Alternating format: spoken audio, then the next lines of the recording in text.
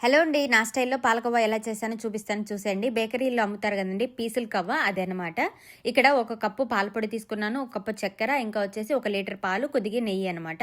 నెయ్యి అయితే ఒక 2 టేబుల్ స్పూన్లు కావాలి. ఇక్కడ చూడండి ఒక కప్పు పాలపొడి తీసుకున్నాను. అందులో 1 లీటర్ పాలు వేసి మొత్తం అయితే కలుపుకున్నాను అనమాట. ఉండలు లేకుండా కలుపుకోవాలి. తర్వాత చక్కెర అయితే ఒక కప్పు కంపల్సరీగా పడుతుందండి. ఇంకా ఎక్కువే పడుతుంది. నేనైతే తక్కువ వేశాను. ఎక్కువ స్వీట్ తినేవాళ్ళు ఇంకా ఎక్స్ట్రా కూడా యాడ్ చేసుకోవచ్చు. ఇక్కడ చూడండి ఇంకొక హాఫ్ కప్పు కూడా వేయొచ్చు. ఇక్కడ పెనంకి నేను కొద్దిగా నెయ్యి అప్లై చేస్తున్నాను.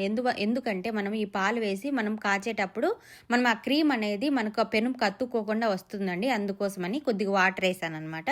తర్వాత అయితే ఈ పాలు వేసుకొని మనం పొయ్యి మీద పెట్టుకొని కలుపుకుంటూ మనం ఉడికించుకోవాలన్నమాట. ఆ క్రీమ్ అంతా మనకి రావాలి.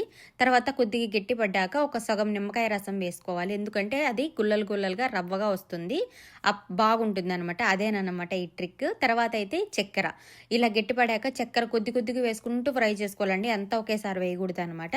లాస్ట్లో ఈ కలర్ వచ్చే ముందు మనకి ఇంకా ఆఫ్ చేస్తామన్నప్పుడు నెయ్యి వేసుకొని మొత్తం కలుపుకొని ఒక బాక్స్లోకి వేసుకోవాలండి. ఇలా బటర్ పేపర్ ఉంటే వేసుకోండి, లేకుంటే ఏం అవసరం లేదు.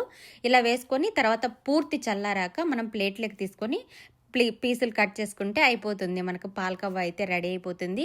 ఈ పాలకోవా చాలా లేట్ ప్రాసెస్ అండి. ఓపిక్గా ఉన్న వాళ్ళైతే ట్రై చేయండి. ఓకేనా? Thank you for watching. Please support. Bye.